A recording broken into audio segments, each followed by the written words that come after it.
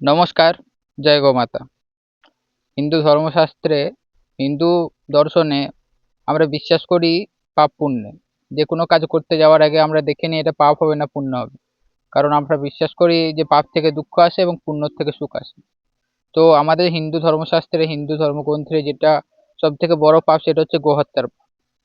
শাস্ত্রে এটা বলা আছে যে গোহত্যার যিনি পাপ করেন তার মুখ দেখাও পাপ হয়, যিনি গোহত্যা করেন। আর গোহত্যার যিনি পাপী তাকে আমাদের এখানে যে 28 প্রকারের নরক আছে, 28 প্রকারের নরকেই প্রত্যেকটা নরকে থাকতে হয় কতদিন? সেই গোমাতার রোমকূপ যতগুলো আছে শরীরে ততদিন।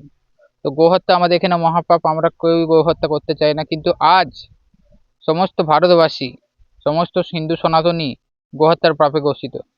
এই গোহত্যার পাপের কারণে আপনার জীবনে দুঃখই দুঃখ। আপনার যখন জীবনে সুখ কি করে আসবে? কারণ আপনি এখন গোহত্যার। আপনি যদি এরপর প্রশ্ন করেন যে আমরা তো কখনো গোহত্যা করিনি, হিন্দু মাছ মাংস সবই এখন খাওয়া শুরু করেছে কিন্তু কমসে কম গোহত্যা তো করেনি। কিন্তু আপনি সরাসরিভাবে গোহত্যা না করলেও যারা গোহত্যা করছেন তাদের সাপোর্ট করে আপনি গোহত্যা করছেন।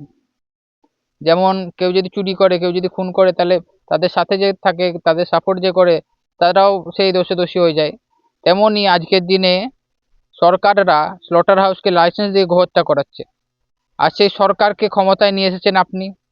আপনার ভোট থেকেই সরকারের হয় সৃষ্টি। লোকসভাতে রাজ্য সরকার হয়, ক্ষমা করবেন, বিধানসভাতে রাজ্য সরকার হয় এবং লোকসভাতে কেন্দ্র সরকার হয়। আর কেন্দ্র রাজ্য দুটো সরকারই এই মুহূর্তে গোহত্যা করছে।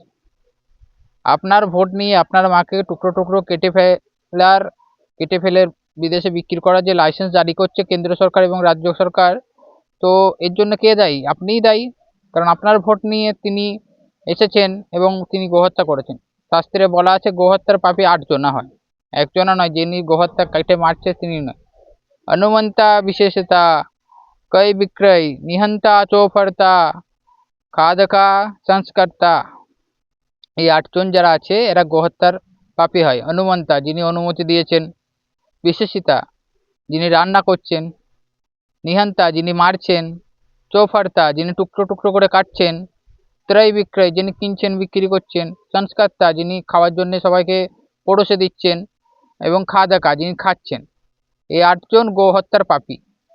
আর গো মাতার শরীরে কতগুলো রোমকূপ আছে তো আপনি হয়তো গোনেননি, কিন্তু বিজ্ঞানীরা গুনে ফেলেছে যে একজন মানুষের শরীরে 50 লাখ রোমকূপ থাকে, প্রাপ্তবয়স্ক মানুষের মোটামুটি। তো 50 লাখ রোমকূপ একটা প্রাপ্তবয়স্ক মানুষের থাকে এবং এর দ্বিগুণ মানে ডবল 1 কোটি রোমকূপ গোমাতার শরীরে থাকে।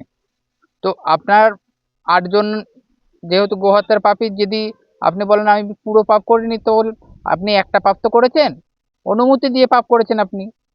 যে আমার ভোট নেই, আমার মাকে কাটছে, এর অনুমতি আপনি কি করে দিতে পারেন?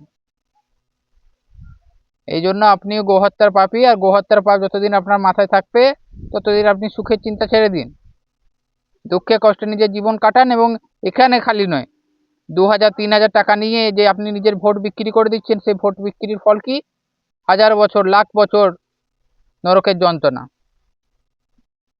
3000, 5000, 10,000 নিয়ে এই সংসারে তো থেকে যাবেন, তারপরে উপরে যেয়ে কি হবে? আর মুখ্যমন্ত্রী প্রধানমন্ত্রীর উদ্দেশ্য বলছি যে এখানে আপনার প্রোটোকল আছে মুখ্যমন্ত্রী প্রধানমন্ত্রীর, উপরে যে আপনি প্রোটোকল কোনো পাবেন না যে আপনি মুখ্যমন্ত্রী ছিলেন না প্রধানমন্ত্রী ছিলেন। এটাই দেখা যাবে যে আপনি কতটা পাপ করেছিলেন, কতটা পুণ্য করেছিলেন। তো আমি তো সাধু সন্ন্যাসী, সমাজের কল্যাণের জন্য কথা বলছি। যদি আপনি নিতে চান, নিতে পারেন ভালো, আর যদি নিতে না পারেন তাহলে কিছু করার নেই। কিন্তু আমি চাই যে সনাতনী ধর্মী যেসব আমাদের মানুষ আছে তাদের মাথার থেকে পাপ সরে যাক, যাতে তারা সুখে শান্তিতে নিজের জীবন এখানে এবং জীবনের পর উপরে যেয়েও শান্তিতে থাকতে পারে। এইসব কথাগুলো আপনাদের বললাম। যদি আপনি এই বিষয়ে বিচার করবেন এবং নিজের এমন কোনো পার্টি প্রত্যাশীকে ভোট দিয়ে, নিজের মতদান দিয়ে গোহত্যার পাপ নেবেন না, যাতে আপনার এই লোক এবং পরলোক খারাপ হয়ে যায়। জয় গোমাতা, গোমাতা রাষ্ট্রমাতা।